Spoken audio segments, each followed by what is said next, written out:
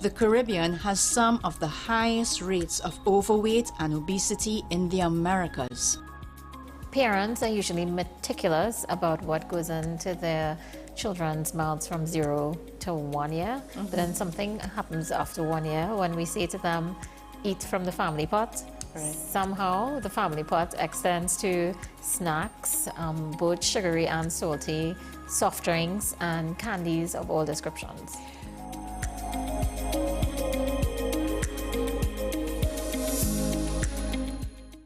Are you driven, ambitious, and ready to earn? WESN, the content capital, is expanding, and we're looking for dynamic media sales executives to join our team. Sell powerful advertising solutions across television, digital, and social media platforms, and help brands tell their story. If you have strong communication skills, a passion for sales, and the drive to succeed, join WESN today. Send your CV to marketing@wsncc.com or WhatsApp 68-61662 and start building your future. Knowing how to tell authentic is as easy as 1, 2, 3. Find it, match it, search it. Step 1. Find the style number on the tag. Step 2. Match the style number inside the jersey with the number on the tag. Step 3. Search it. A quick Google search of the style number will verify the jersey is authentic when the search results match the jersey being searched.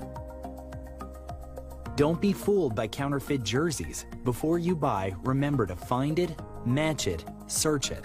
Fan Zone, 2 locations nationwide, Center City Mall, Chaguanas and Movietown, Port of Spain. Nationwide delivery available.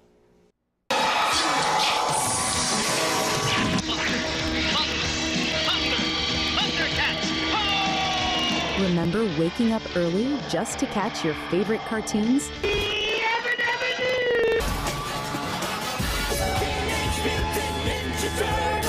WESN brings back those magical mornings with Retro Saturdays.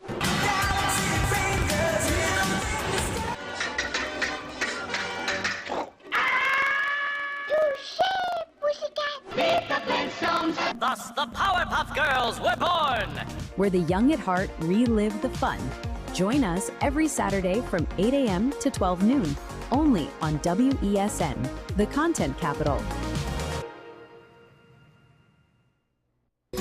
Take some time for yourself or spend some time with the family at Sandy Point Village Hotel. Enjoy our various studio and suite apartments, self-contained with their own kitchenettes and Wi-Fi. We also have our famous 100-foot swimming pool and our beachfront restaurant, the Steak and Lobster Grill. And our location in Crown Point puts us near the center of activity from the nylon pool to the local nightlife. Call us and make your reservations at 639-8533, 389-2378 or email us at sandypointvillagehotel@gmail.com. The home of Caribbean content is growing and we welcome you to be a part of the #1 platform for young personalities who are driven to make a positive impact in society. As we continue to reach every corner of Trinidad and Tobago through our daily broadcasts, our social media pages, or through our 75+ digital billboards across the nation, contact us to learn about our competitive rates via marketing@wesncc.com or call us at 628-5835. WESN Content Capital, television with a difference. Pastor J, I want to get a tattoo. You really want to me. Respond to me. How you would respond to me? The first question I would ask is why? Controversial taboo topics. We get so consumed by church, we forget that we have to live the life of being a Christian outside of the Sunday. Like you say, services. we think going to a service makes us a Christian. Exactly. Yeah. Right. So here we are about to hear the second time Pastor J wanted to take a tattoo. Would have been late last year and early this year. Oh gosh. Hope Unfiltered podcast with Pastor J and Ren. In this day of stay-at-home and work from home, home has never meant more than it does today. Whether you're looking to buy, rent, or build your new home, now is the time to get going. Gittins & Gittins real estate agents are here to take you to that place of your dreams. Let us take you home. We'll help you find that rental to rest along the way or journey with you to find your home destination. Investors and commercial enterprises too, call us and we'll walk the distance to place your business in just the right location. Owners, leave the headaches to us. We'll find your tenants or buyers while you stay at home. We'll even manage your property at your bidding. Anything real estate, come home to Gittins & Gittins Real Estate. Call us at 760-3280 or 747-1220 or visit us at 16 Fifth Street in Woodbrook. This is Face of Sports, WESN Content Capital. How you felt about the kiss on the lip? That's the business. I'm nothing to do with that. I find that was distasteful. The national senior team, whether you like it or not, that is the model for all other teams to follow. I'm assuming that the regional requirement may be a much stricter requirement. This is not about Pro League and Super League. This is a league run by the Normalization Committee that I'm responsible for. Nobody expected FIFA to fund this arrangement. If we don't get a professional attitude towards this, we are doomed for failure. You break the balance, trip the leg, control the body. They ain't gonna stand put forever. Why you want the Chiefs to lose so? Why you want the Chiefs to lose so? They already have two. Lamar don't Why? have. You're jealous because you know the Chiefs getting closer to the Patriots. Let's go to the last part. No, of the game. not no. Let's go to the last part.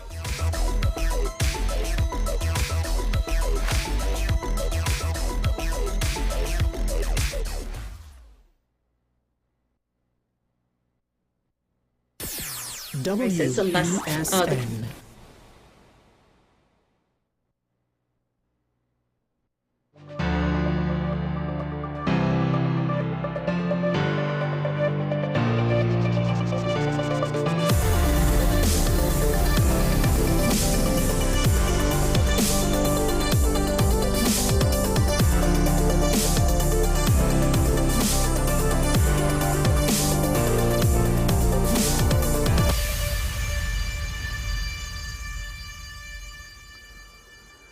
Good morning, I'm Sean Michael Small, and this is Talking Point. And one of the things that we talk about are perspectives. Different people will have different points of view, based on their biases, based on their opinions, based on what it is they observe, and what emotional impact it has on them at the time. Oftentimes, first impressions tend to stick way harder than any subsequent attempt to change one's impression of an individual, one's opinion of an individual. And in fact, changing an opinion is so hard that there are some experts in human psychology that believe at the end of the day, when it comes to debating issues, it's almost a waste of time. And you do see this play out with regards to the internet. Usually people get so locked into emotionally what they believe, they don't want to hear nothing about the other side. It is why, in a way, the capacity, just having the capacity to discuss an issue and listen to a view that is opposing yours is a skill. And to be honest, it's a skill that most of us, myself included, probably don't have as well as we think we do or as much as we would like. In my case, I have had to face that reality, head on and very much apparent and obvious in various ways. It has been displayed to me. And I know it exists. That doesn't necessarily mean it's always easy to practice. Now, the flip side of that is not a lot of people necessarily know how to debate. And an emotional argument over an issue, a technical issue, at times is not even necessarily constructive because for the sake of whatever emotion you're trying to appease, you are potentially causing more harm than good, and therefore, ironically, unknowingly, being counterproductive in whatever situation you have.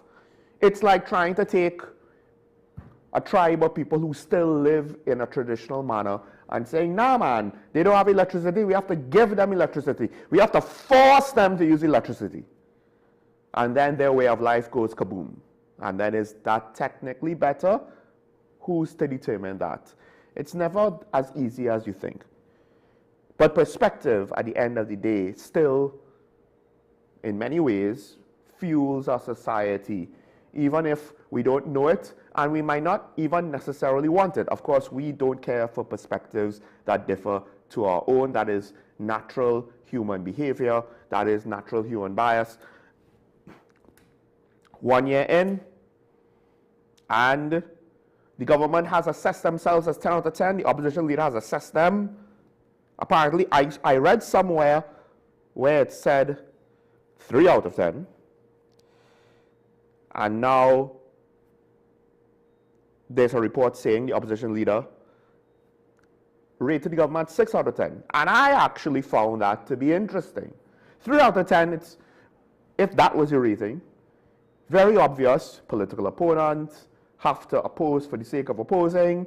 Everything you do is wrong, 3 out of 10. Right, that's typical. 6 out of 10, now we're in the realm of, this actually might not be a totally unreasonable take. Now, obviously, it would be very surprising if the opposition leader said something like 8 out of 10.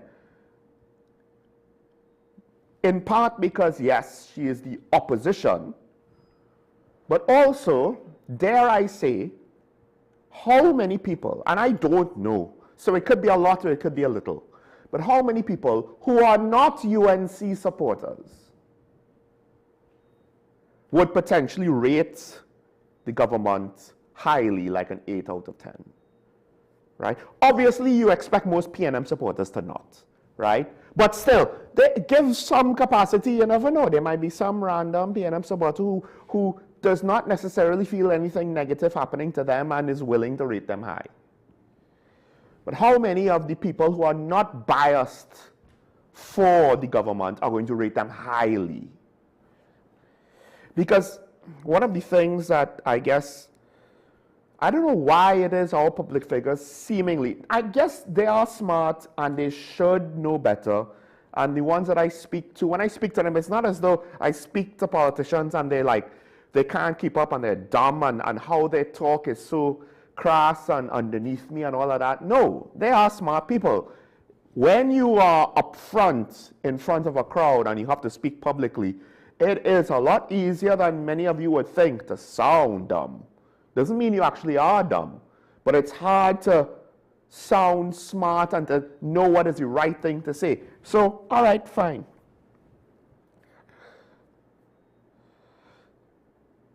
So, the government, of course, government members are basically vehemently disagreeing and complaining about the opposition's rating.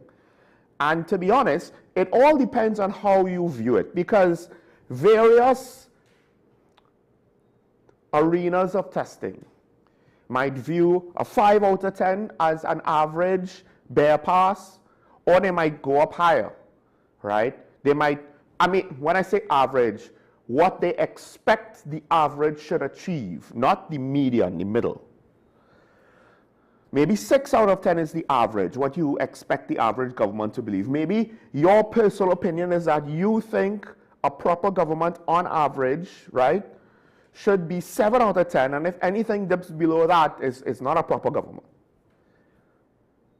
Obviously, once you get to 8, 9 out of 10, now you're in the good area.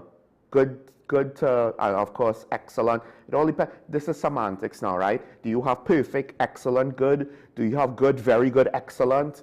Whatever, right? But you're definitely positives once you get to 8. 7 also is somewhat positive, right? At least above average. 6 now is open to interpretation. And ironically, this is your opponents. This is your political opposition. These are the people who have every incentive to tear you down at every opportunity they can get. I mean, that's what the UNC did when they were in opposition, right? That's what Dr. Keith Rowley did when he was in opposition before them. When your opponent rates you, rather than saying how they could say that, one, David Nackett is quoted as saying, delusional at best, dotish at worst. Khadija Amin, unfortunately, I have respect for Khadija Amin as Minister of Local Government, not so much as member of the opposition, because when she was member of the opposition, she said something like this: she's a joke. I'm not even sure how many leaders that party has right now. Now you see, you could say the second part is fine. The second part, you say that there. Well, I mean, is she really the leader? You just say it like that. That implies a lot without having to call the poor lady a joke. I mean, I guess maybe more parliamentarians should maybe go and live in the UK for like 10 to 20 years. Maybe understand the art of subtlety, you know? But she goes on to say the UNC is a solid, unified party that celebrated 37 years as a political party today. That's nice. I mean, I get it. It's an accomplishment, but that accomplishment, does it mean as much when you are trying to decry a political opponent who has lasted longer? You want to say you're a unified party? Yes, you could say that. I can find negatives in that statement. I don't want to right now, to be honest. Because your political opponent said 6 out of 10. And 6 is higher than 5. And 5 out of 10 is generally, in most systems, at least traditionally, a bare pass. And this is someone who is biased against you. What I think should have been said is, oh, they rated us that highly? Well, if you account for their bias, the true score should be 7, 8, maybe even 9 out of 10.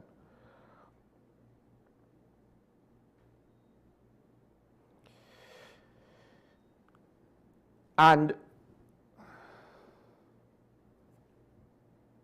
sorry. It was a 6 out of 10. I misread that completely. It was a 6 out of 10 of the government, of the opposition's performance. Yeah, I have to take back everything I just said. I don't know how I misread that. 6 out of 10 of the opposition performance. That's a reach. Dr. Sheikh Mohammed said 5 out of 10. I could see that as somewhat fair. Is 3 out of 10 a fair comment on the government?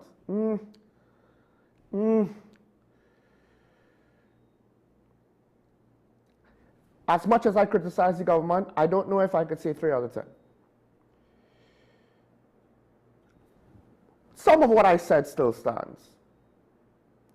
The problem is, in part, the government wants to sell you that they are a 10 out of 10. The opposition is saying 3 out of 10. Okay? That's your political opponent, as I mentioned before. Which means that if they're biased against you, you could go to the public and say, well, we understand that, but if you account for their biases, the true score would be higher. The problem is, of course, the government wants to sell you that they are perfect. That, even if it was true, is still not something you should say. But also, I do think, why? Why are you going to rate yourself? Bad enough the government did it.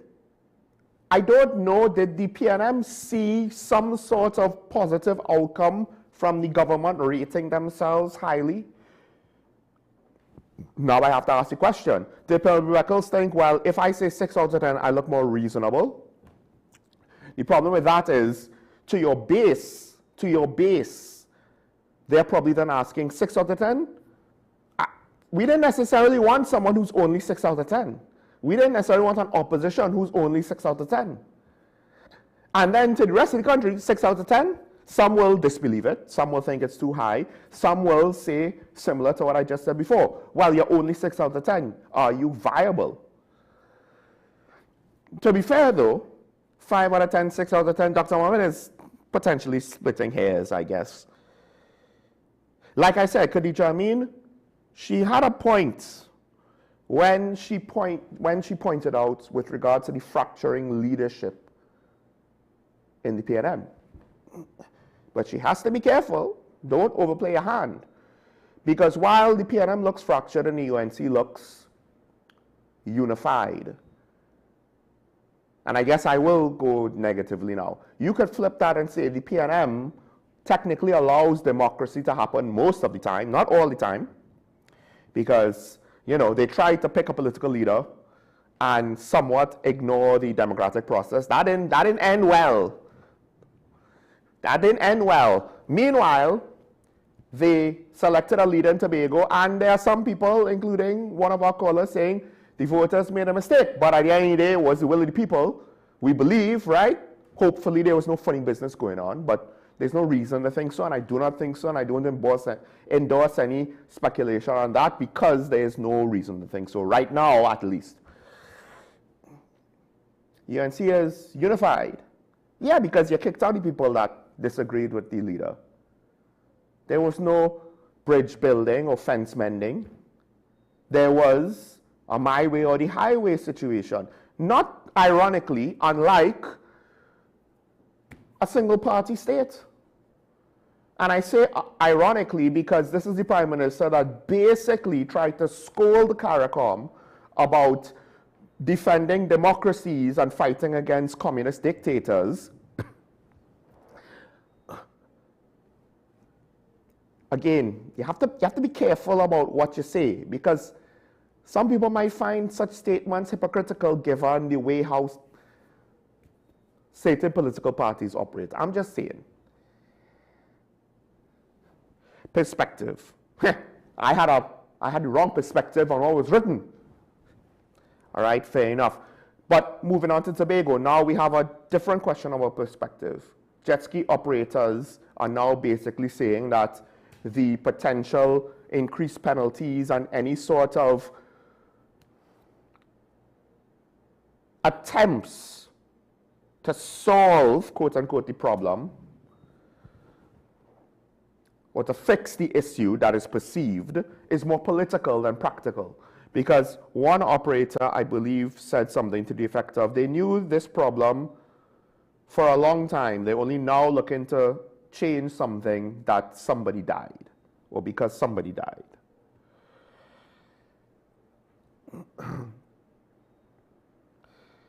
And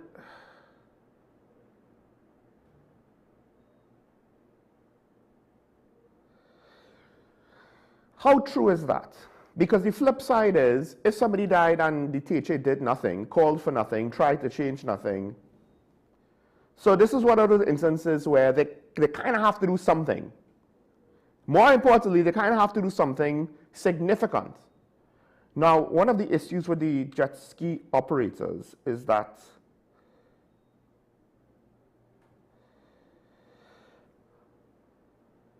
it is uncertain if they fully appreciate the situation that they're in. It is uncertain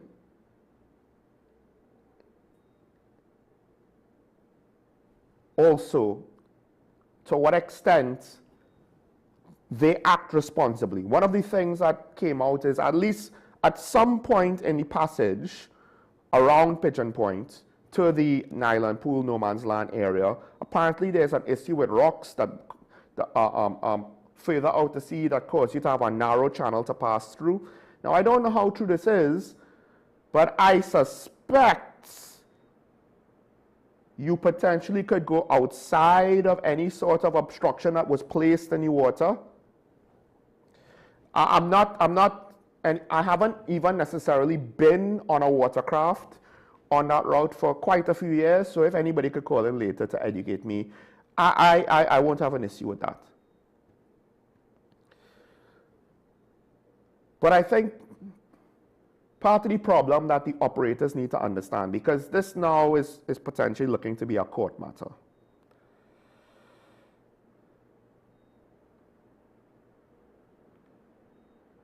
And also, we could get overcompensation, which it is fair if the operators want to say that this is going too far.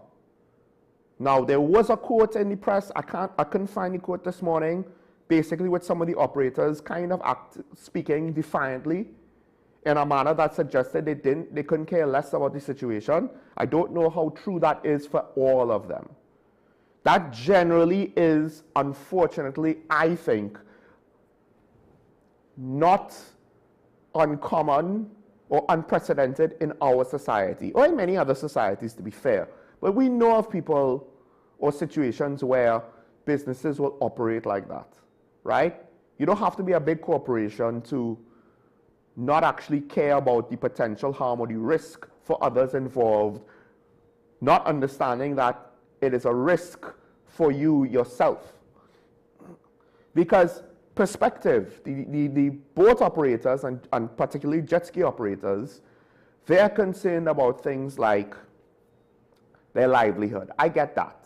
They're also concerned about things like if we all operate out of Store Bay, there might be a turf war or some ridiculous thing like that. Like on some level, the potential of a turf fight should not dictate legislation, because I'm fairly certain then you're just asking the authorities to have to step in further and regulate further. And the demands of hustling and the desire to hustle in order to get ahead and to get the customers in whatever way possible, you're basically potentially saying people might resort to underhanded, less than legal means over fighting for customers for jet skis. And there's speculation on similar things happening with regards to beach chair rentals. All of these things are unregulated, and perhaps they need to have some sort of authority for beaches overlooking all of these practices that might be predatory against consumers or anti-competitive in nature. And that's the thing. The THA, they have a perspective, regardless of whether they wanted to ignore a problem or they were legitimately unaware of the problem. They now have an escalated problem. And the escalated problem is, if we do not treat with this sufficiently, we could potentially cut domestic tourism numbers down by a significant margin at a time when probably for the tourism product, we can't afford that. And if that happens, guess what? Jet ski operators' livelihoods will again be in danger. So if I am a public figure, a public servant, an elected official, and I have two options. Option A, potentially overcompensate and harm the livelihood of jet ski operators. Option B, do nothing, anger the consumer base that we rely on, and harm the businesses and the revenues of the jet ski operators. If both options could potentially have the same negative outcome to one group, well then on some level, what's the point of listening to what they have to say? Now, the operators are asking for more consultation, but again, there was at least one quote in one report that suggested that at that time, one or more operator didn't care about no consultation. They wanted to have it their way, to have their cake and eat it too, and didn't understand that even if they had nothing to do with this situation that just happened. Peter paying for Paul. That is how regulatory practices work. When one plane has an accident, you don't just say, well, that airline needs to fix something. No, you look and see all airlines. It caused your cost to increase. That's nice, but we're making this change across the industry. You have no say. Because we're not talking about, the price of a snack. We're talking about health and safety to the tune of somebody died. And yes, this is the thing. I don't know why.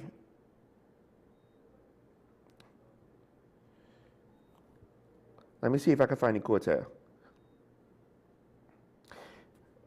Mr. Augustine is to be blamed. You know why? Mr. Augustine only picked this up because somebody died. But this thing was here long before when Mr. Sandy put it there and nobody picked it up until somebody got killed. And I think this might have been with regards to what changed with the travel route around Pigeon Point. But I have to ask, did any boat operator, jet ski operator, did you all make a fuss about the situation? The Nursing Association is making a fuss, not about the pay, but about the working conditions and what it means to healthcare. They're speaking about patient to nurses ratios and how it's gone too far and it compromises the nurses' ability to do their job. Did the businesses that seemingly were affected all this while, did you say anything about it publicly? How far did you go? Did you go far enough? Because I get it. It's always easy to perceive, and there's potentially almost always, if not always, some truth to it. Oh, somebody died, so the politicians have to make a big stink. Yes, they do have to make a big stink because somebody died. This is not, oh, somebody stopped their tour on a jet ski. Why are they making a big stink for? Somebody died. Somebody died when they potentially were not supposed to die. And if there's a narrow channel, if there is very limited routes for you to go drive past Pigeon Point, that's a you problem at the end of the day when it comes between the needs of a jet ski operator to have fun or their customers to have fun and the lives of swimmers at Pigeon Point or any other beach. I don't understand.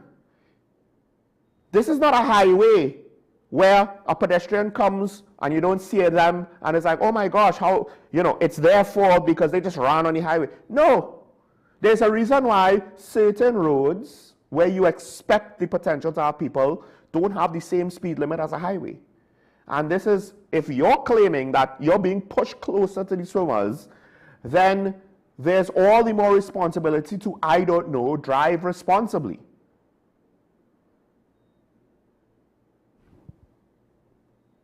It's not that hard. Do you have to drive as fast as possible while going next to swimmers? And then, of course, there is the phenomenon of the jet ski operators with that pull the rubber rafts near no man's land, and they want to claim the water. These things need to be regulated. Because before there were jet skis operating pull dinghies or rubber tubes, there were swimmers in no man's land. And at no point, as far as I recall, were the waters around Nylon Pool and no man's land boat exclusive areas. So on some level, I have a hard time feeling for the plight of these operators who very much preferred being unregulated and just running the show. And dare I say, regardless of the incident at Pigeon Point or not, that whole situation needs to be better regulated. There are potential concerns, I don't know to what extent they've been alleviated, with the health and safety of the activities on no man's land itself. Food is being retailed. There's no bathroom facilities around. You have to get on a boat to go somewhere to get to a bathroom that you could probably access to. You're preparing food. You're not just potentially selling food. Perspective. Meanwhile, I'll end with this. There was a report that there have been a couple of reports with regards to the nation action. Some say, one report says that the nurses are alone on hospital wards, but there was another report that basically said that patients did not notice any difference or reduction in care, at least in San Fernando.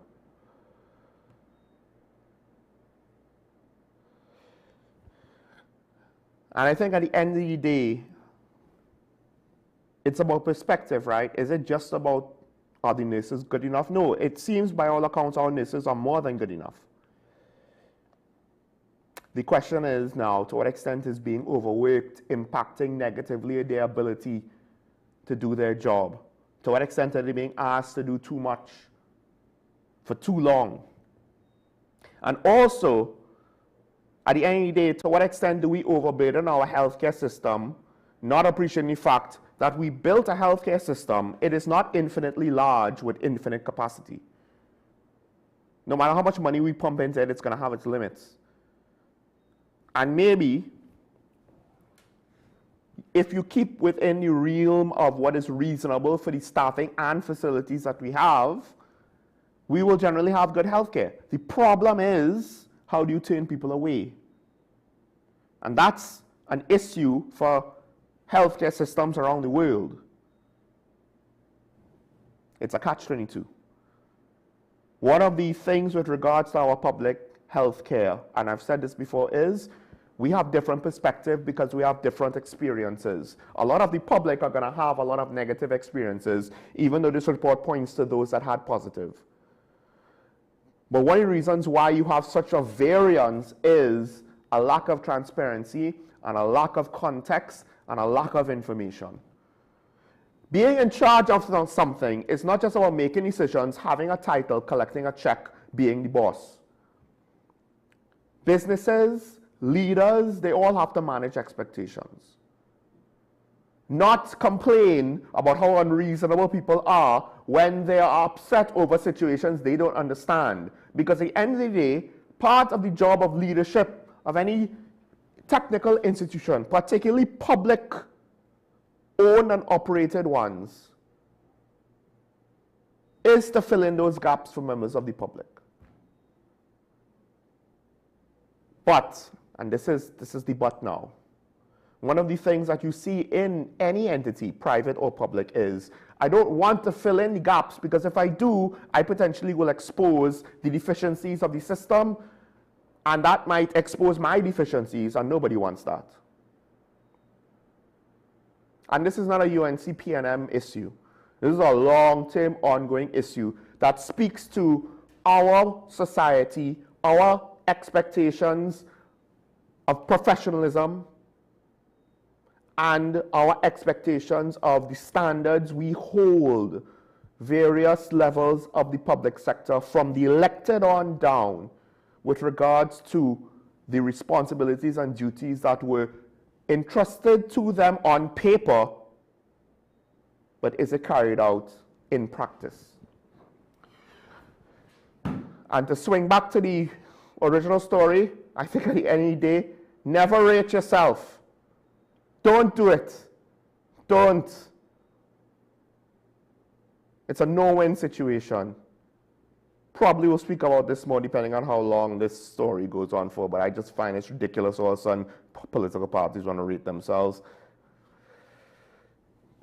But let's take a break. When we come back, we'll switch gears with regards to the conversation. There was another unfortunate murder that took place. I didn't mention it yet. I'm not sure how to feel about it. There are some silver linings that aren't really silver linings, I guess. But we'll talk about that more with our guest after this. Stay tuned.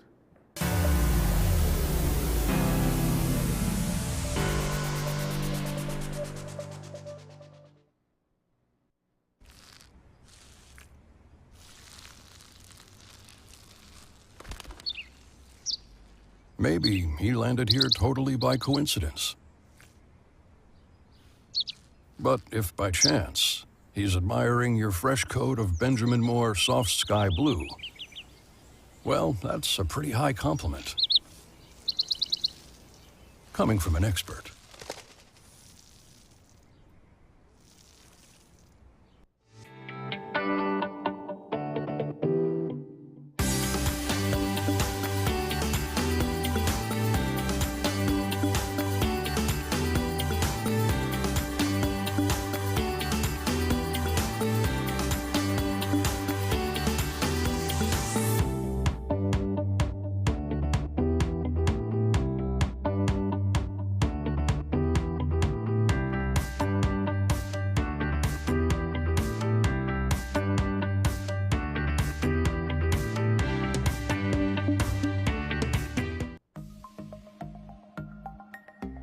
Knowing how to tell authentic is as easy as 1, 2, 3. Find it, match it, search it. Step 1. Find the style number on the tag. Step 2. Match the style number inside the jersey with the number on the tag. Step 3. Search it. A quick Google search of the style number will verify the jersey is authentic when the search results match the jersey being searched. Don't be fooled by counterfeit jerseys. Before you buy, remember to find it, match it, search it. Fan Zone, 2 locations nationwide. Center City Mall, Chaguanas and Movietown, Port of Spain. Nationwide delivery available. In this day of stay-at-home and work from home, home has never meant more than it does today. Whether you're looking to buy, rent, or build your new home, now is the time to get going. Gittins & Gittins Real Estate Agents are here to take you to that place of your dreams. Let us take you home. We help you find that rental to rest along the way, or journey with you to find your home destination. Investors and commercial enterprises too, call us and we'll walk the distance to place your business in just the right location. Owners, leave the headaches to us. We'll find your tenants or buyers while you stay at home. We'll even manage your property at your bidding. Anything real estate, come home to Gittins & Gittins Real Estate. Call us at 760-3280 or 747-1220 or visit us at 16 Fifth Street in Woodbrook. Hi, I am Emiliana Beechan and I am a mental health and conflict resolution consultant. Welcome to Mind Matters, the show where we explore the intricate world of mental health and the art of conflict resolution. Join us as we hear from mental health professionals, conflict resolution experts, and everyday people who have transformed their lives through understanding and communication. Mind Matters, WESN Content Capital.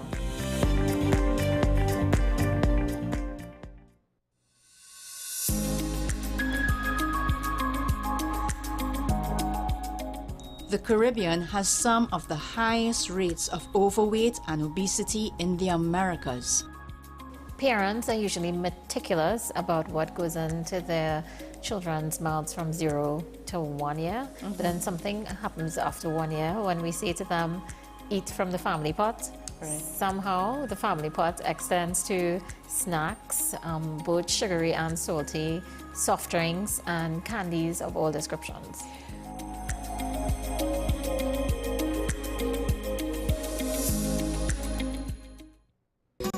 Take some time for yourself or spend some time with the family at Sandy Point Village Hotel. Enjoy our various studio and suite apartments, self-contained with their own kitchenettes and Wi-Fi. We also have our famous 100-foot swimming pool and our beachfront restaurant, The Steak and Lobster Grill. And our location in Crown Point puts us near the center of activity from the nylon pool to the local nightlife. Call us and make your reservations at 639-8533, 389-2378 or email us at sandypointvillagehotel@gmail.com.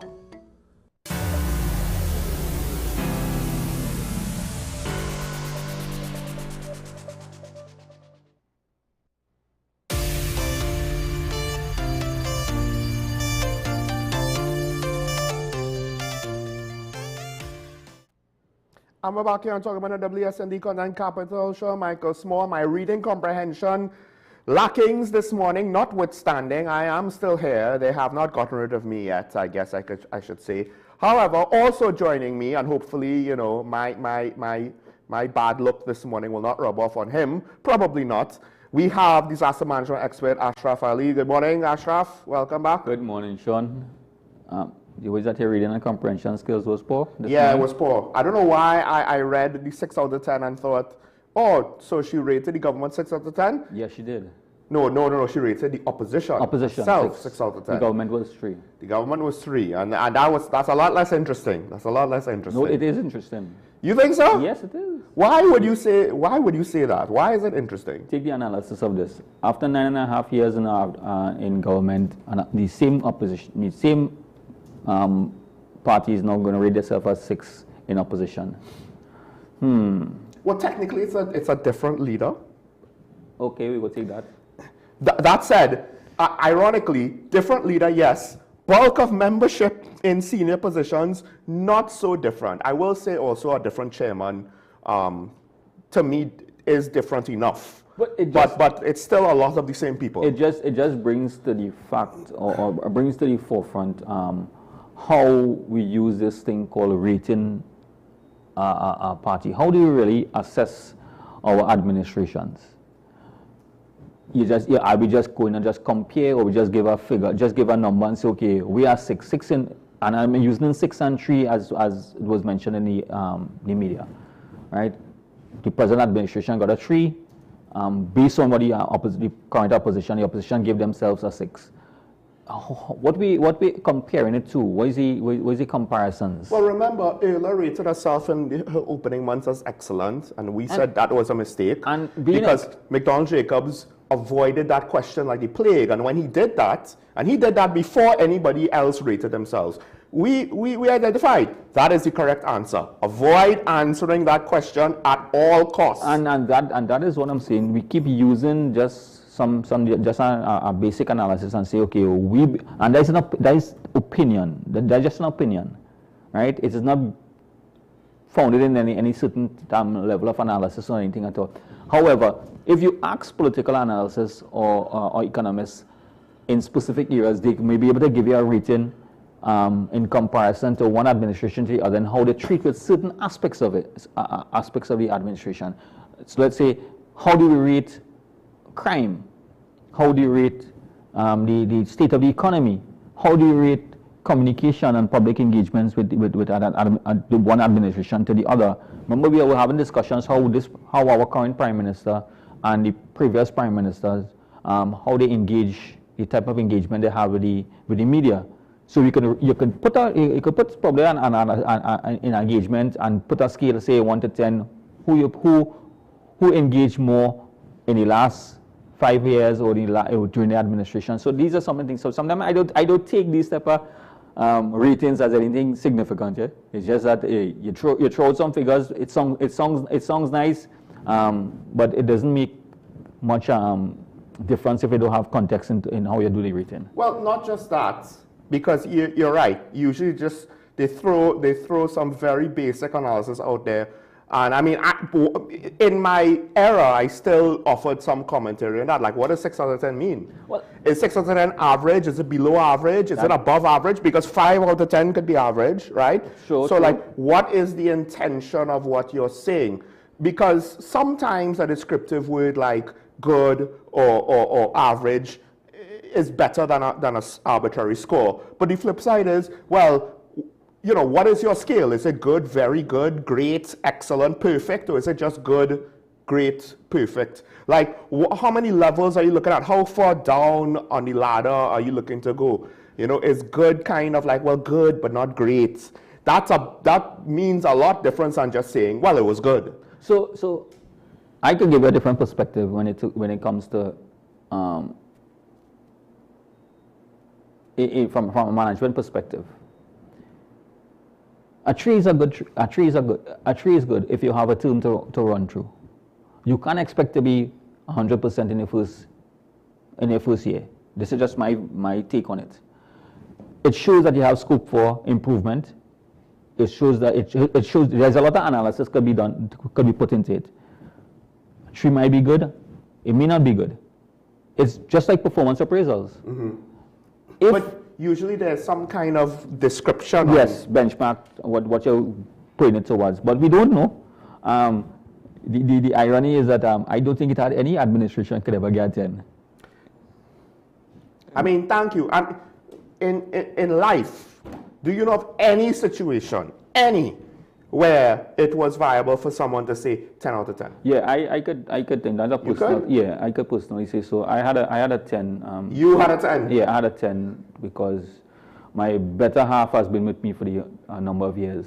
I think that's not a 10 out of 10 performance. That sounds to me like luck. Well, like I should say I was very lucky. Okay. So all yes. right. Let's actually move on to the topics at hand. That is a little bit of lightheartedness at the end there. Maybe I guess the counterbalance now the heaviness, because We are in a state of emergency, and I say that, and I said that there's some, and I say this with all the bitterness that I could express, silver linings over the situation. I guess it's somewhat of a high-profile and puzzling murder, and that's one of the reasons why I think it might garner the attention it does.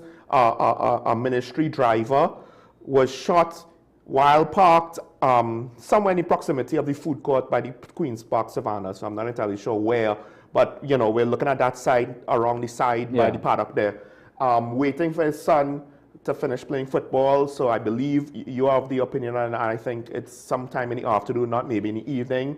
So this could be like a daylight, very public attack where the son was in the car, from what I understand, was not hurt. So that's one of the silver linings. Only the intended target was killed. That's one of the other silver linings. And again, these are not great. You're trying to like find some positives here. This is not like we're in the savannah and there was a crowd of people and they just shot into the crowd, right? So there is that. But at the same time now, there's a lot of questions as to why, because his the mother of the son, they were now reportedly, their relationship was strained, but maybe getting back together. So maybe that matters in the sense of she might not know everything, but she is under the strong impression that, well, he was never involved in anything, so why was he the target of what seems like an assassination? We're not talking about a businessman. We're not talking about some high-end doctor. We're not talking about some high-end politician. We're talking about the driver of a ministry. And unfortunately, it's going to cause some people to speculate. And that brings the question of motives that many of us try to analyze without even having any context. Even law enforcement will have challenges in coming up with a motive, because as you just mentioned, there is no clear direction as why this person would have been targeted. Mm-hmm. And sometimes it's difficult to understand or try to come to a conclusion as to what was the reason this person. Many of us may have been involved in disputes that we didn't believe could have escalated into something like that, right? That does not have to be criminally affiliated or anything like that. It just might be some dispute, some confrontation that this individual may have had with somebody else, and it led to this situation. And it brings now to the fore a different conversation, or we already, this type of conversation we keep on having, is that the level of violence that we have in this country, where I'm not going to compare anybody else. I'm talking Trinidad and Tobago. I'm living here. Mm-hmm. So when something of this thing, an incident of this nature, it brings a lot of questions and a lot of question marks to be answered about what this individual did to who or what was the circumstances surrounding how this ended up into this, what we consider to be, it looked like, and from where you look at it, a targeted killing, right? Now, there's a lot of speculation you would hear that the person was, because when you hear they use the word ministry, we saying that this person shouldn't be involved in anything at all. But I'm simply saying ministry might be his job. That's his job. He or she is, as I said, not Trinidad and Tobago. Well, the thing is, his job does not suggest for him to have any level of what I mean to say, jobs like that, there's no unique factor that says this is why he's going to be a target, right? And sometimes many of the killings you really don't have a proper motive. You know? Well, this is the problem, I think, because it has now reached the papers. For common citizens, for the average citizen, if it comes across as, well, we don't know why he was killed and he's just an ordinary guy, what about the rest of us who are just ordinary guys? And that is where we continue to see whether or not there is any deterrent for offenses or persons trying to commit offenses of this nature during a state of emergency. Well, so here's the thing. When you mention we are a violent society, a reduction in murder rate does not all of a sudden make us a non-violent society. No, it does not. Because just 2 years ago, we were like 600, right? Last year happened, wonderful. This year, going on the same pace, but it's still around 300 murders. So I guess now we have this very odd position where technically, on one hand, the police are correct, murders are down, serious crimes are down. But violent crimes are categorized.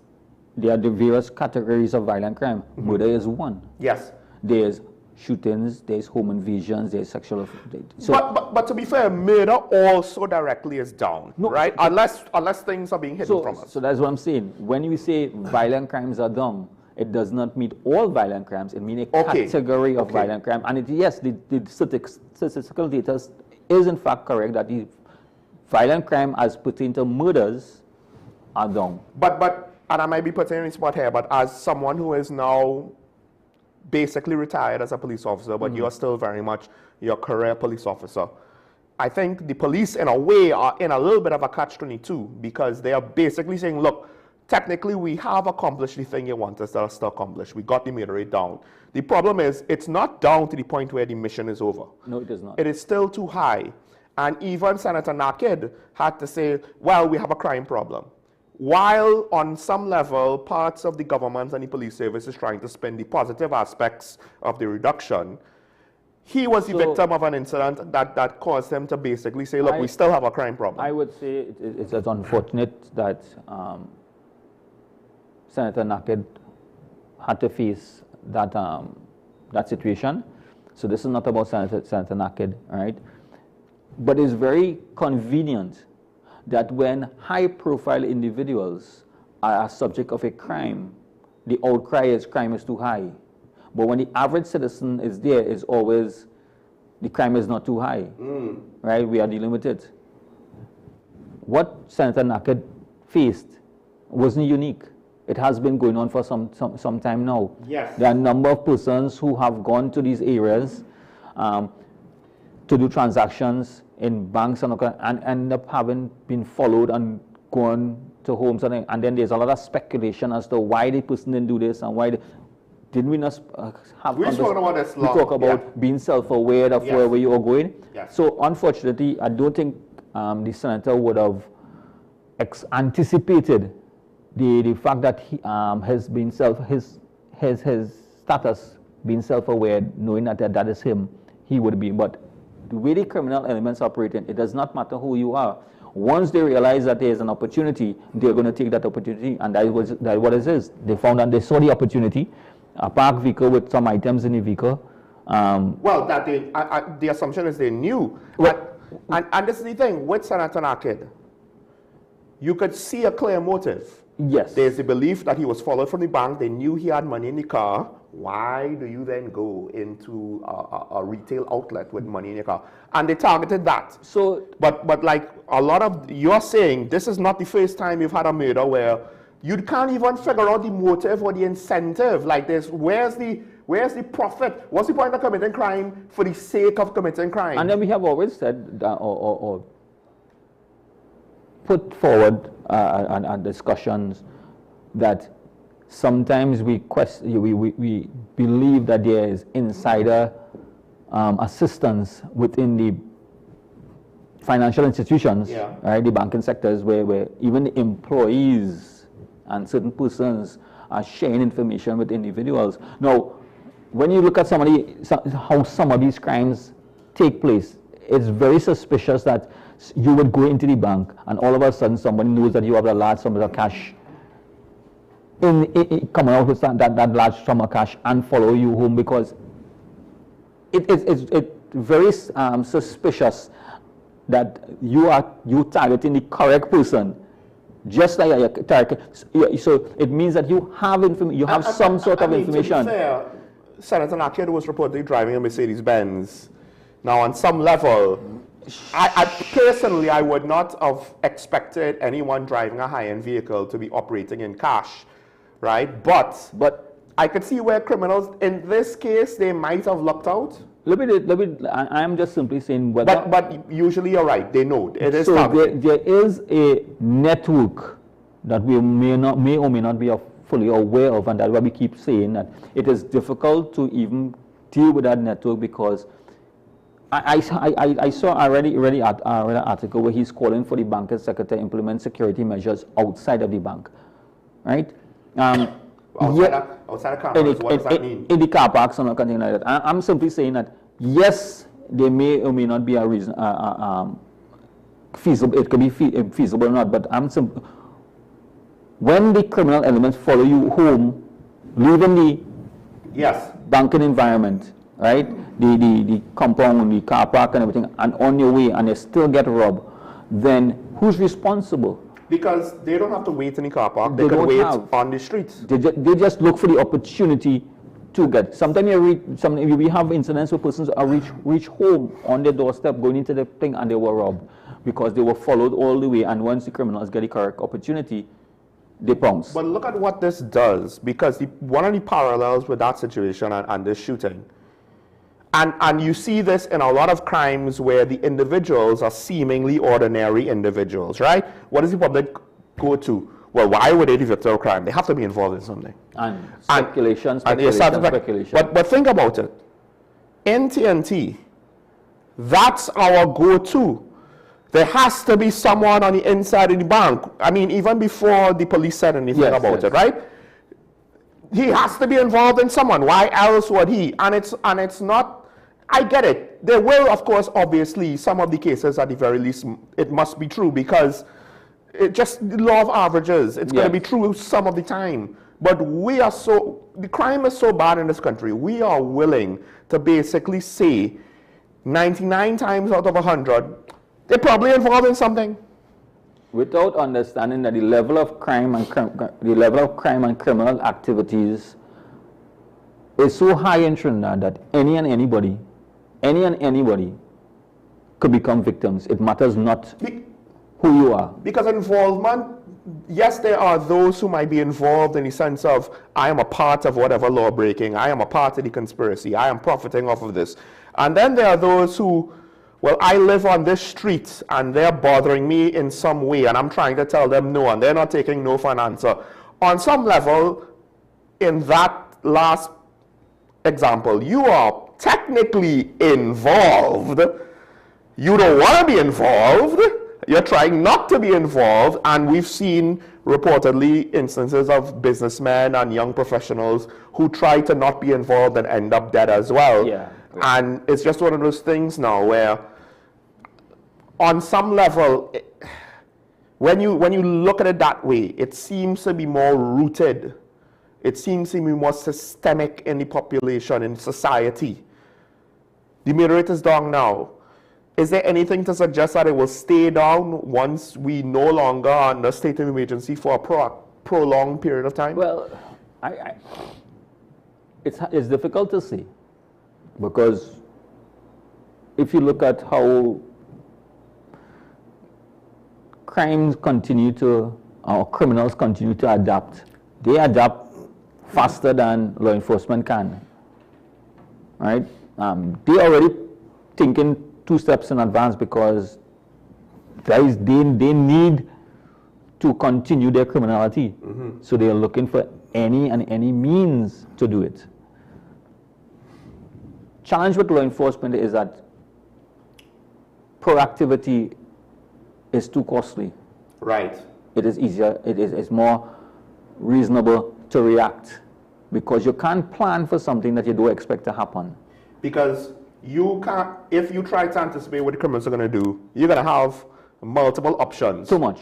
Meanwhile, they just have to pick one, and even if you figure out 99 potential paths that the criminals might take, they might take option 100, and the one thing you don't anticipate. And that is where you will always have to respond to or react to that, because you can't plan. And it is unfair sometimes, but I should say unfair, it's persons who are uninformed of how these things happen. It's just like disaster management. You have multiple risks associated. You cannot mitigate every single one of those risks. Some are acceptable risk, some are too high. right? So the ones that are considered to be the highest one, you're trying to mitigate, but there are some that you say it is within the acceptable range. Right, because let's take airlines for instance. There are some situations where you do all the tests and all the maintenance, so everything always looks good, but there might be a defect with a critical part, right? And every airline knows that, listen, there's always a chance there's some factory defect that they can't detect. So when they put a plane up in the air, something could happen. And most of the time, it's not going to be anything life-threatening. But then there's always then a smaller chance that it's going to be life-threatening. But the risk of that and the odds of that happening are so small, you can't paralyze air travel. Statistically, it's still safer than driving. So true. Right? So you kind of have to accept that one in a billion, quadruple, trillion, or whatever it is of the perfect storm. Because you know that the obvious things like, well, proper maintenance. Yeah, we could do that. We're mitigating the effects of wear and tear on the plane with proper maintenance. Because we know if we don't do that, it's very likely something bad is going to happen. But I think it's difficult for a population to always appreciate those limitations. Because to a civilian's mind, and I think it's similar to the healthcare situation, right? What do you mean we're out to healthcare? Healthcare is free. You can't run out of this, right? Yes. But the problem is, what they don't understand is, listen, you kind of have to operate with these limitations. Otherwise, if you want to eliminate it, the only way to eliminate it is not to do the thing in the first place. Yeah. Right? You want to eliminate all risk of air travel, then nobody flies. Nobody flies. And is that a choice that someone's going to take? Now, with law enforcement, we kind of don't really have... We can't say, well, we want to eliminate the risk of crime, so there is no crime. That's not up to us, unfortunately. We're forced to have to treat with it. And those are so many things you have to consider. But one of the other areas that, and I just wanted to bring it out, is that we tend to be doing, and in disaster management, there's a process where when an incident takes place, one of the recovery method is that once you are doing rehabilitation and rebuilding, you build back better, they say. Yes, yes. You don't do the same thing and I would expect the same results, because if you build the same way or design the same way and implement the same measures that was existing, personnel and resources, yeah, you're going to get the same effect. We have a tendency that and that you want to rehabilitate or change a system in our environment, in our country, but you're changing the system with the same mentality, same procedures, same policies. You might just change the management and expect a different outcome. I mean, this is why we don't have an issue with a state of emergency, but literally it seems as though the only real difference is having the state of emergency, which goes back to what I asked you just now. Doesn't seem like we have an indicator that the low murder rate could be maintained post-state of emergency, because we haven't seen... Okay, I'll give them this. When they rescued the kidnapping victim at sea, one difference that we saw was interagency assets moving as one in a timely manner, and more importantly, not just the police, because the police do respond to crime. First time I've seen a report about the Coast Guard doing anything in a long time. Not saying that they haven't, just the first time that I've read any kind of report to that effect. No. It's rather alarming, and for persons, for me personally, seeing it from this different perspective, the quantity of narcotics that is being found by the police at this point in time, the amount of interceptions that we have in. On the silver lining side, good work by law enforcement. On the opposite side of the silver lining, there's a lot of questions to be asked. How come we still have this amount of narcotics coming into our country? How come? Why? What is happening to, or what is not happening that is allowing those individuals to continue business as usual and take that risk of bringing in so much narcotics? Well, I mean, let's put it this way. Narcotics enters the United States despite their best efforts, right? Despite their significantly higher level of assets and more resources on state, federal, and city municipal levels. So you have multiple levels of law enforcement trying to treat with that problem. Little old us, you know, like if drugs could get through their borders, drugs could get through our borders. And they have plenty more resources to deal with it. So, and plenty more checks and balances. I guess the question is, to what extent are we doing anything to make it too profitable, and therefore more drugs than should be is coming towards us, so then it's harder to stop the bulk of it? And also, to what extent are we actually interdicting enough to say that we're making a significant impact?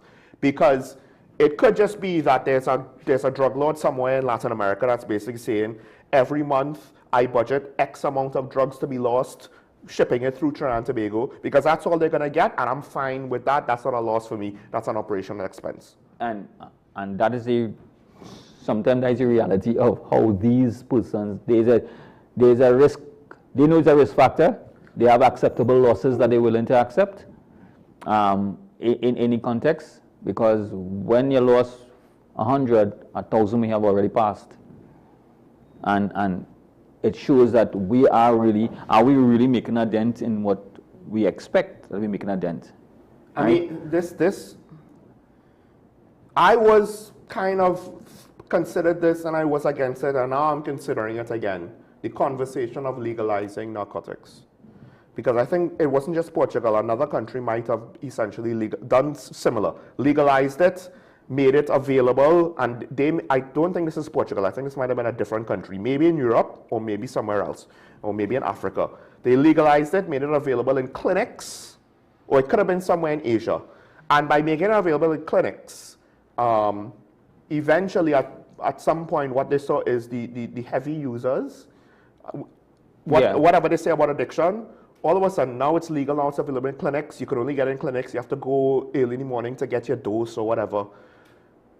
People just started reducing their usage on their own. Now, there might be other cultural factors specifically to that situation that we don't know, that might not apply to much of the world, much less here in TNT.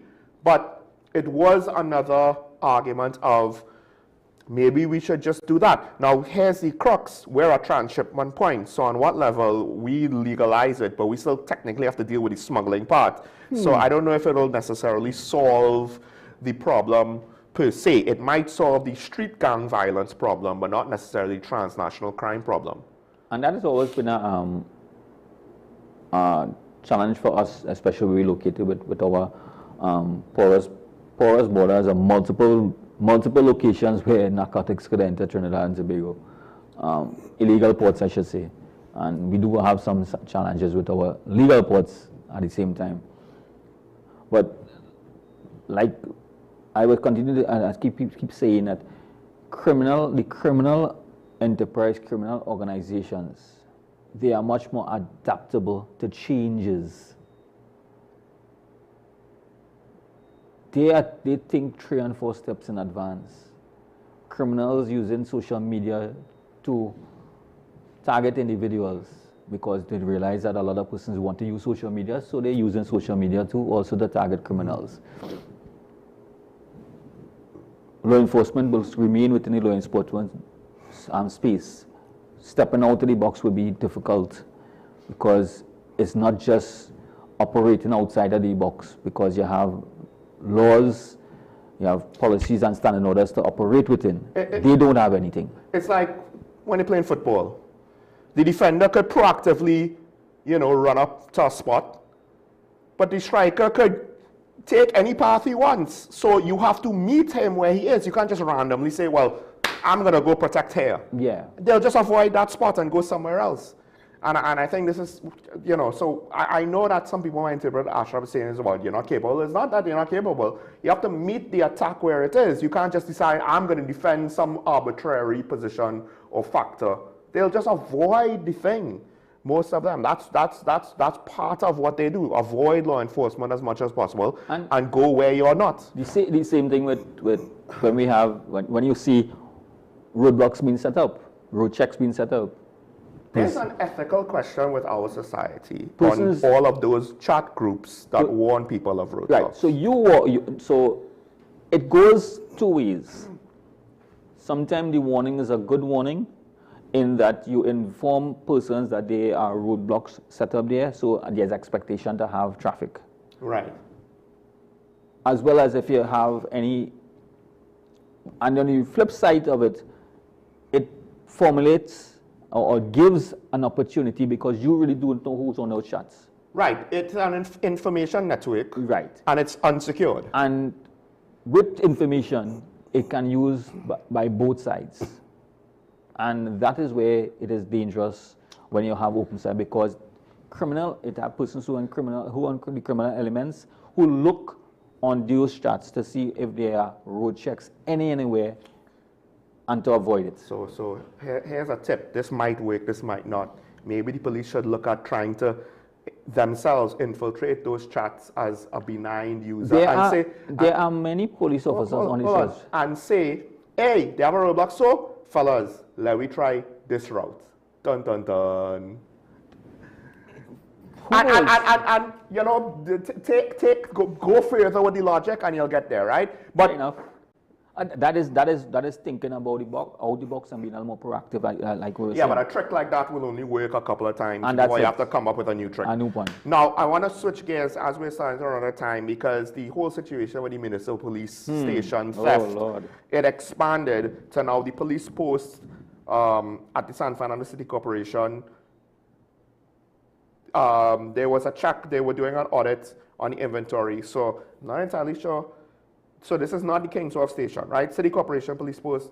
And it seems as though a quantity of revolvers were missing from a safe, right? Not necessarily the same level of theft as before, but I think now, on one hand, it seems to be... So is it a municipal police post? Yes. At the city corporation, right? So if it's the municipal police, some people might see this as an extension of. But now, given the fact that, okay, it's more than one location, you have to consider the reports about defense force and police ammunition at crime scenes before. At least one defense force firearm went missing. I'm not sure if they retrieved it. And you potentially could ask questions about TTPS guns, other armed police guns, regiment guns, Coast Guard guns. What is it that we don't necessarily know? And on some level now, I'll be surprised if there are any audits done for any other areas of law enforcement. One, I'll be surprised if they do it, but two, I'll be really surprised if we hear the results, because to me, that's one of those things where you don't necessarily want to risk exposing yourself to criticism any further. Not saying that I agree with it, I'm just saying it's the case, because this is technically not the first time we have seen something like this happen. This is just the biggest one, right? And it undermines, unfortunately, law enforcement systems' credibility in the country, because accountability. You talking about not about illegal guns and not giving people private FULs, right? But then we have government guns on the streets potentially killing people.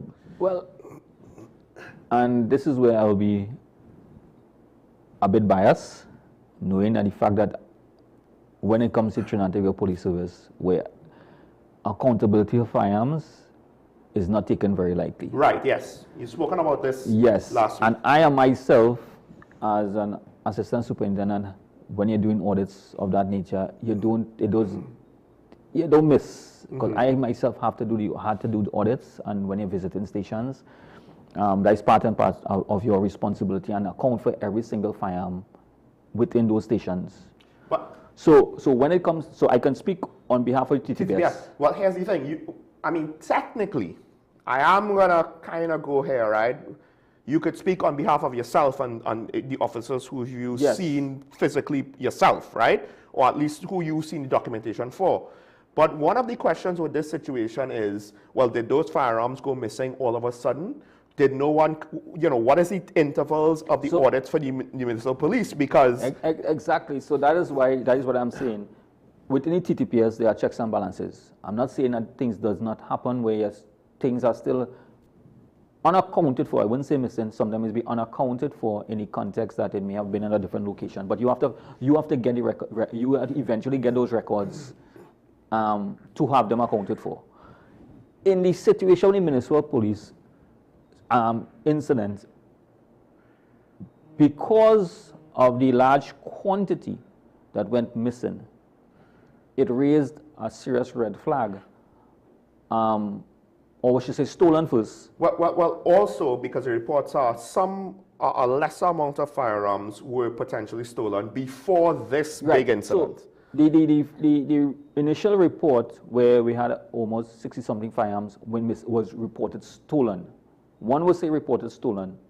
Then when they had to do the final, when they did the check to the accountability balance to find out if it is exactly the figures, then they realized that there was much more unaccounted for in the context of stolen and missing. Now the question is that more may have been stolen than they were anticipated.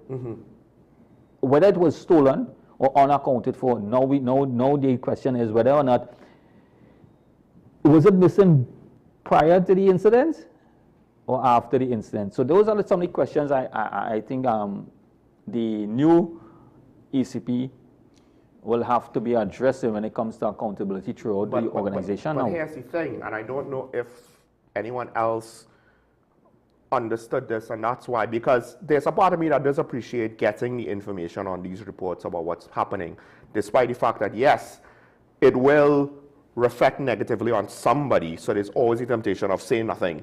The public don't need to know, right? Which is technically wrong, and I'll get to that in a bit. But this is unfair, but this is reality. I expect, partially because usually whatever I feel, I know people in my life who are still reasonable, but they will go further with that sentiment. Yeah. Which means that there are people out there that I don't know that's going to go even further with the conspiracy theories, right? The potential, even though it's a different service, it will still reflect badly on the TTPS because there are enough similarities, people are going to speculate, well, if it could happen here, it could happen there, why it can't happen there? So, I'm not saying it's fair. No, it's real because the municipal police officers falls within the category of police and law enforcement. So any negative connotation towards law enforcement, because we already have a lot of reservations. Well, and also breaches in police stations for other things. So we already have a lot of the public, I should say, always have a lot of reservation and trust and confidence in police on the whole. This just adds to the whole, even though it's municipal, it falls, the entire police umbrella, law enforcement umbrella is being scrutinized in this manner, right? So this incident directly addresses accountability in law enforcement when it comes to that, and indirectly it affects the image of the Trinidad and Tobago Police Service. Because nobody wants to hear the distinction between municipal and police, as far as persons see. Police as police. They see a uniform just like a police, operates in a police, so they said, hey, that is police. Although, I would say this, and this is one of those times where I think it doesn't matter that they wear similar or the same uniforms. They could be called the municipal sheriff's county's office, the municipal security guards, whatever. People, well, maybe if it was labeled like security guards, it would be different. But people are basically your law enforcement. Something went wrong with the guns. The setup is similar enough to the TTPS. They're going to have questions. And then it also doesn't help that there are also pre-existing questions in other areas of law enforcement that are dissimilar to the police, like the defense force. Yes. So it's all kind of being added into the bucket of doubt. And again, this goes back to, come on, you can't just tell the people, well, we know you have doubts, but you still have to trust and believe in us and work with us as though you have no doubts. It's very hard to do. It is very difficult at this point in time where in the process of trying to build trust and confidence during a state of emergency where trust and confidence is relatively low, not as high as that you would want it to be. With an incident of this nature, brings down, there's a lot of questions, more questions to be answered or asked, and a lot of other things that further erodes the trust and confidence that you were trying to build. Now, before we switch to the next topic, I want to bring in this dynamic because the leadership,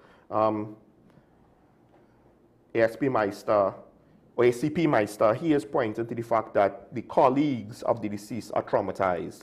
Probably one, the fact that she was murdered, and then two, of course, you know, just the circumstances of the murder, being a colleague, being in a police station. I'll try and get to the question, but we do have 5 minutes. So before I actually go down that path, let's take the call. Caller, good morning. You on here? Good morning, gentlemen. Good morning, Trinidad and Tobago. Morning. Mr. Ali, you know, just food for thought. You know, seeing that crime and criminality is on the rise, especially I would have focused on petty crimes, you're seeing a slight uptick. I am thinking that because of the starvation of the funds with the closure of the corrupt URP and CPEP situation, you know, people who are accustomed to having access to free money, there is now a stranglehold on it. And so you'd find that these people who are really not accustomed to working and would have gotten accustomed to just living daily off the state for doing nothing, they would have to come up with some enterprising ideas. Unfortunately, one of the avenues they would have chosen is crime and criminality to sustain the lifestyle.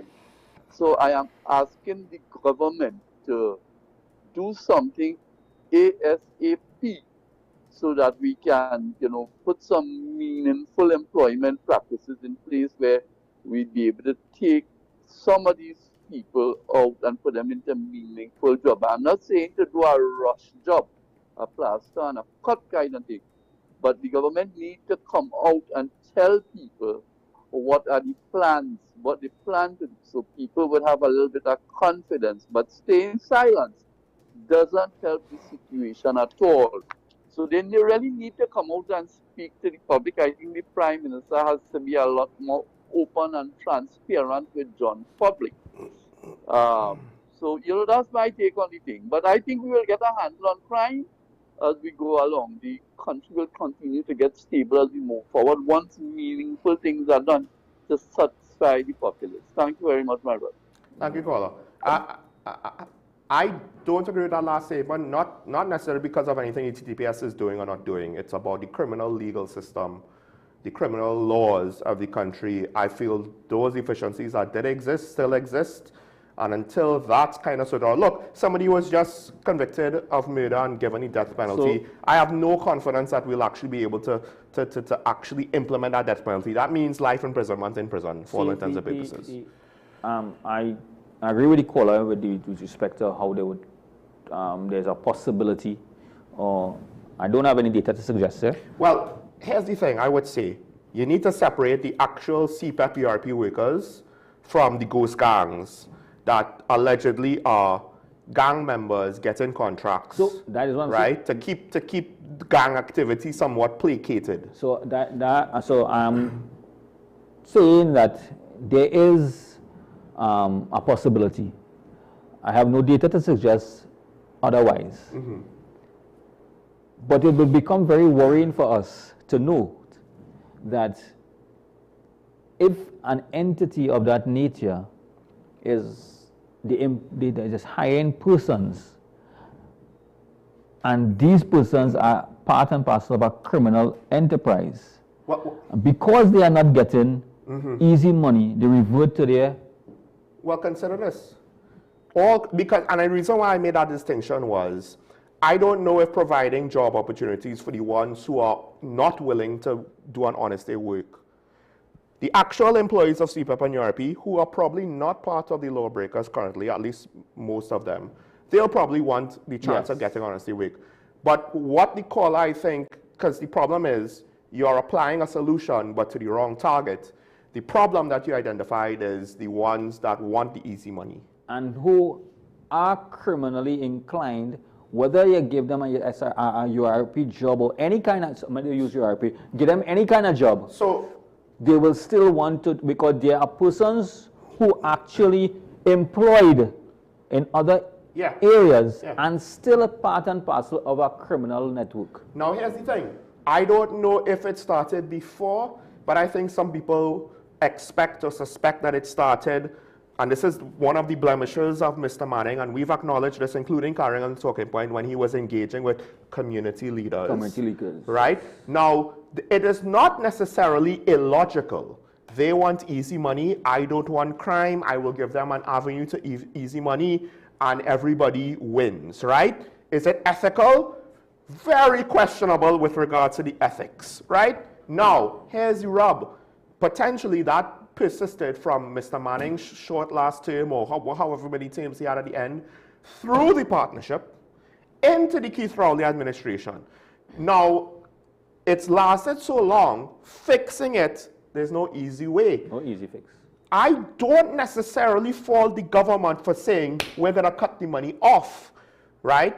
I don't know if you could then provide jobs and you're going to solve the issue of people who want easy money committing crimes to get that easy money, right? So what do you do? Because, again, it was a questionable ethical situation to begin with. It's not like you could just roll back the clock and say, we'll go back to giving them easy money. But it wasn't an illogical premise. And that's the complication, because on some level, yeah, maybe it is easier for you to just give them CPEP money for no work, as opposed to allowing violent crime, even if it's petty, right? But again, is it ethical? Is it right? And is it, in the long run, a good way to live? I would argue not, because it's just a problem that festers until it blows up in your face.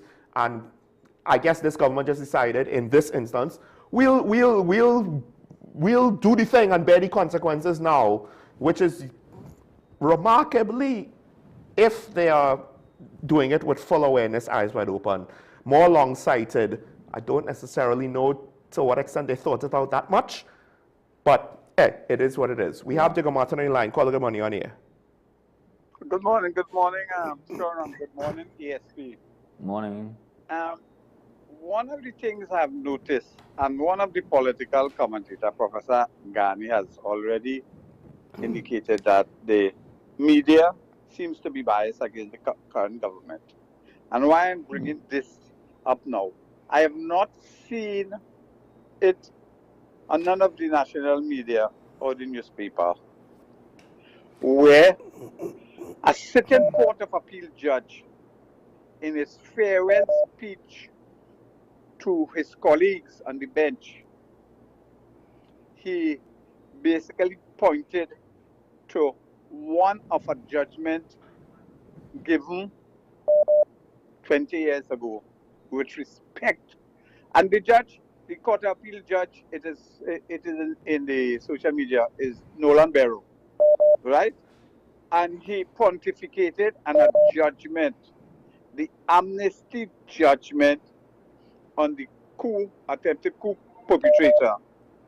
And what he said, the state had all the evidence that basically indicated the amnesty was null and void. However, in our Court of Appeal, two sitting judges let it fly. It went to the Privy Council, and the Privy Council basically said, okay, the amnesty was null and void because it was done under duress, but they could not retry the 114 of them because our appeal court dismissed it. He identified the two sitting judges, was a Chief Justice and was another judge. And what he said, from his vantage, those judges apparently was afraid with respect to their judgment. I am saying those judges might have been complicit. The judge was Clinton Bernard and Mustafa Ibrahim. The dissenting judge who said the amnesty was null and void was, I think, Roger Hammersmith.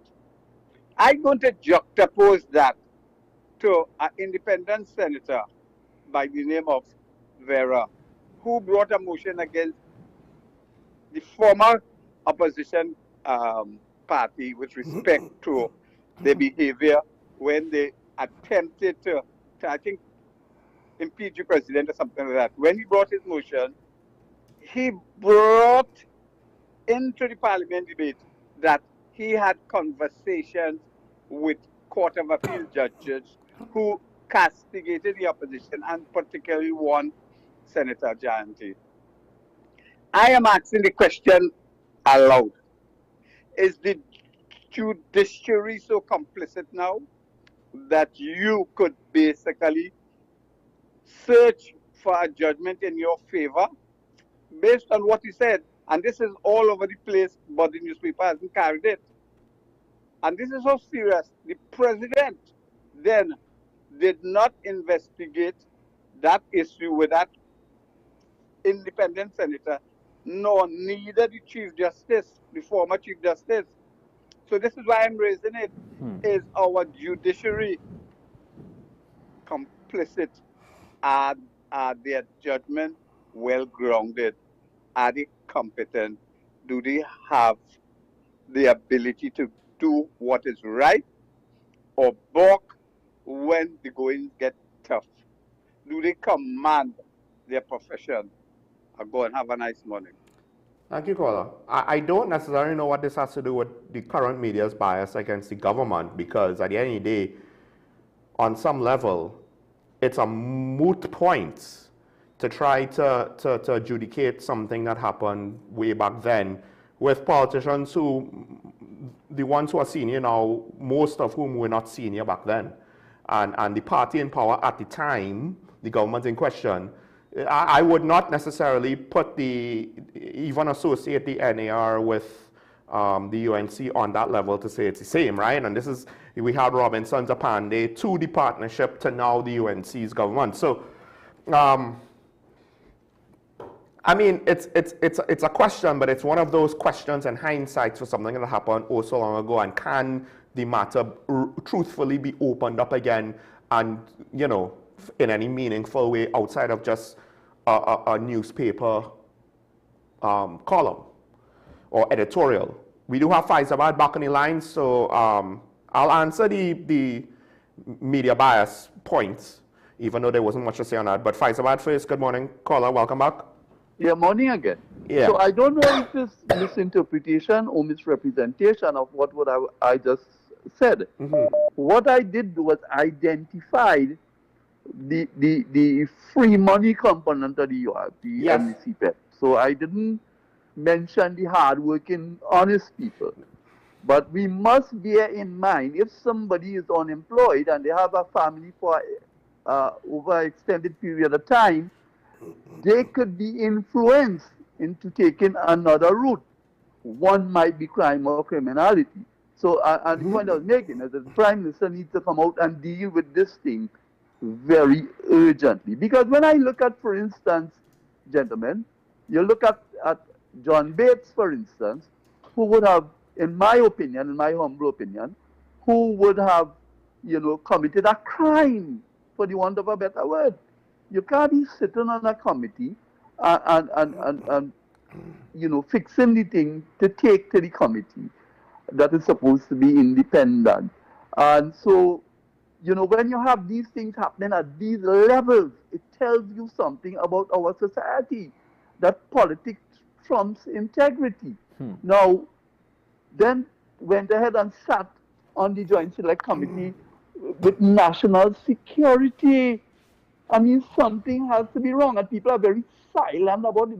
I'm not hearing the opposition leader coming out and telling the public what is going to happen, and it is wrong, and it is wrong, and it's wrong. So it starts at the head, and we need to deal with it in a very real way. Thank you. Thank you, Paul. No, the point we were trying to make was, and why I made the distinction was, people who are accustomed to free money are not going to jump at the opportunity to work a 9 to 5 where they actually have to work. And even those who are not involved in criminality, I don't most of the people who apply to free money government jobs, they apply to those jobs for a reason. They apply to those jobs for a reason. And then on top of that now, there is the speculation on the fact that a lot of the free money situation in CPEP and URP was with regards to gangs utilizing the money that the government was paying out to the CPEP URP gangs as essentially a source of income for the criminal gang. And if you eliminate the criminal gang's income, that is most likely the majority of the individuals who are then engaging in minor crimes and so forth, or major crimes, in order to make up for their income shortfall or losses, right? Other people who are not looking to do criminal activity, they will hustle in a different way. But there's nothing to suggest that a jobs program will solve the problem. And to be honest, I am not necessarily saying what the government did was wrong or that there's an easy solution. And the lack of an easy solution doesn't mean that they shouldn't have done it in the first place. This is one of those things where you just have to, you know, rip the Band-Aid off and kind of let it heal itself almost, or rather treat with it indirectly, because I don't think there's a way to really effectively treat with it directly. Offering jobs for people like that who are willing to engage in crimes, whether they're influenced or not, at this point, I don't think they could easily turn that back. That's usually not how it goes.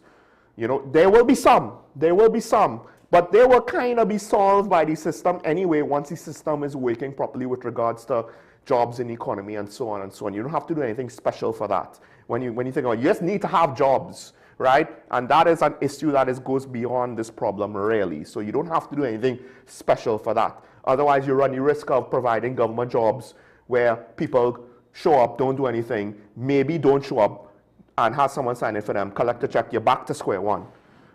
We have another caller on the line, San Fernando. Caller, good morning, you're on here. Morning, Sean. Morning, Mr. Ali. Morning.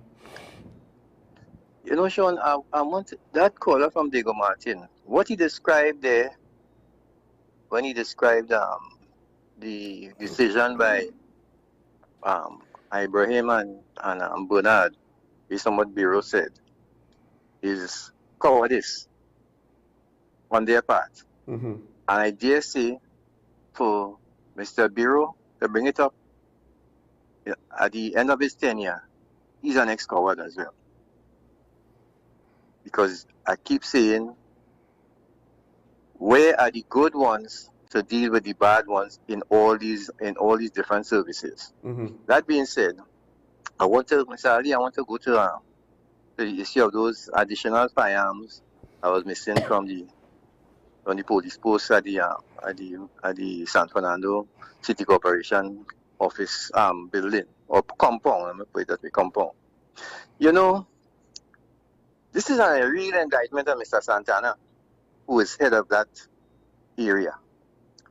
And I hope after this investigation, Mr. Santana is fired, because Mr. Santana, as a police officer with the reputation that he had in the police service, and we know of the reputation, Mr. Ali, you and I am surprised that this happened under Mr. Santana's watch.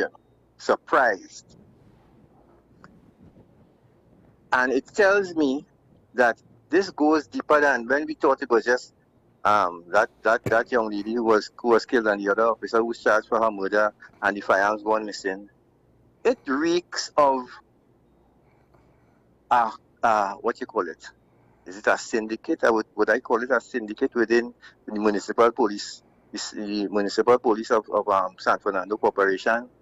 Because this thing could not be going on in that corporation. It's just that officer or two officers know about it. I think I am hoping when the police investigation is finished, and I'm not sure if Mr. Meister can conduct an investigation, because he has just gone in there and to have the same people investigate themselves. So I hope the police service, with Mr. Meister's assistance, can deal with these officers there, because I suspect that is a lot of rogue elements within the municipal the San Fernando Municipal Police, I think a lot more of them are involved in this thing, and I hope this at the end of this investigation, they are dealt with, and Mr. Santana is fired, at least. Have a good weekend, gentlemen.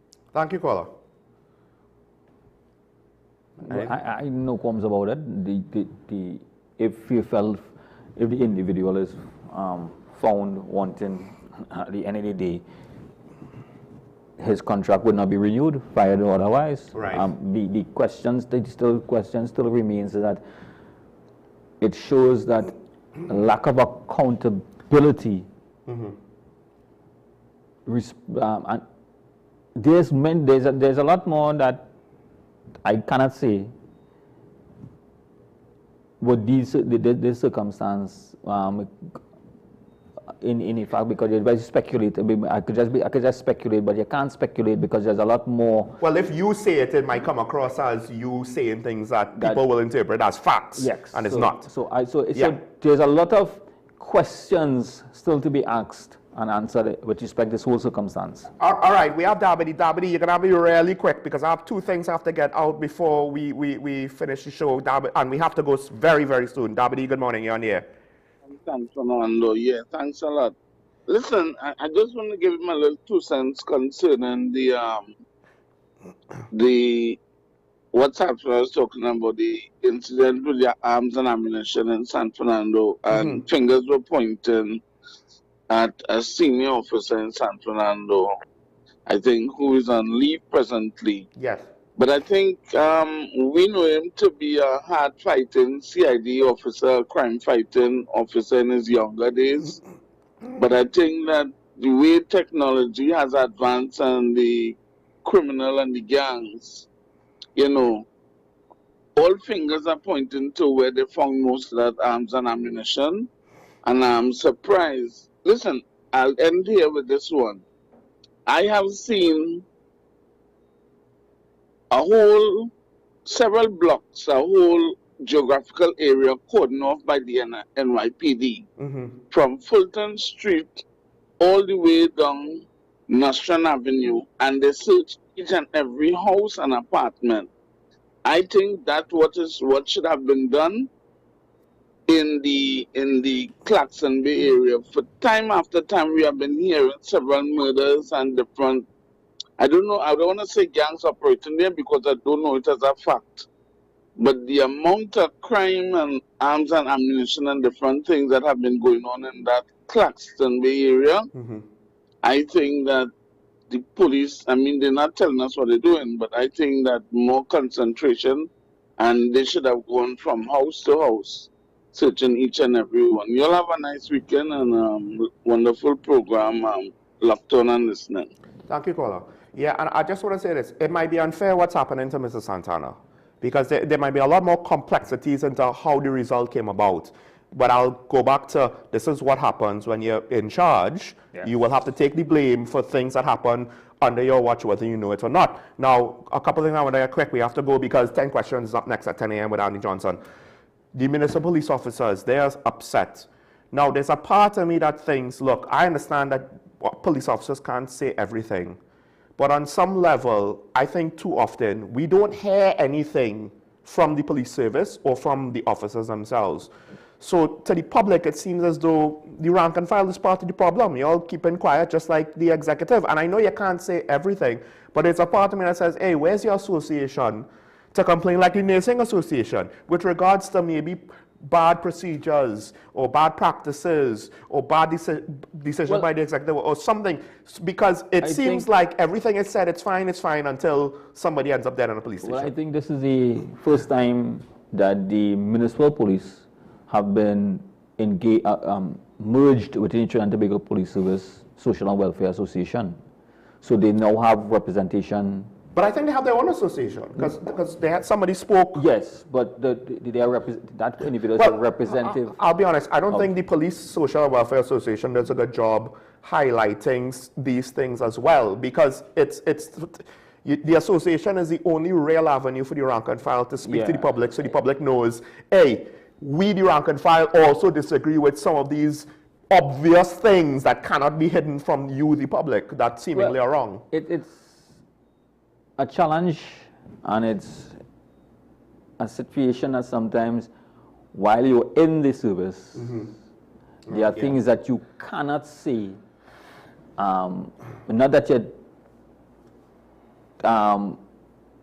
don't know, but it's just that how it is happening, you really don't have the full facts about it. There's limited avenues in which you can express, and in want of a better words, sometimes it's not realistic to wash your dirty linens into the general public. It may cause more harm than good. All right, and I think that goes to one of the things Mr. San Fernando said, whereas there could have been a lot of municipal police officers that knew something, but the question is really how many of them knew everything, or at least enough to put the pieces together to understand the scope of what happened. That's one of the things that we might never know. It's unknown if an investigation will cover that. Last thing I'll say quick, we have fallen 13 places on the Press Freedom Index, and one of the things that they highlight is, of course, high levels of crime, difficult economic climate, as well as political influence with regards to advertising revenue. So it's both the economic pressures and the political dependence or government advertising spend that has affected our media index rating. This is not something that I welcome, given the fact that we just lost 2 news outlets in the last year or so.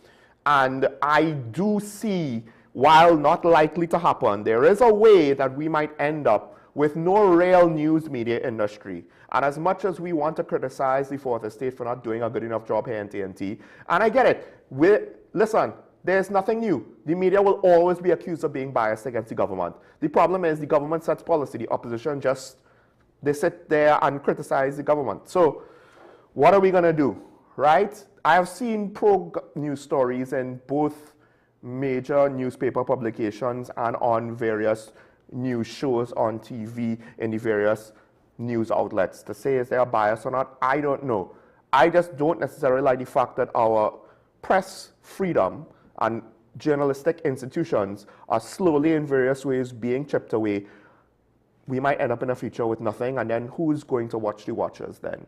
Folks, thanks to the callers. This is Talking Point and WESN. Thanks to Ashra for joining me. Stay safe. Remember your allegiance to the Republic and to each other. Have a good weekend. Try and make it so. We'll see each other Monday morning. Bye-bye.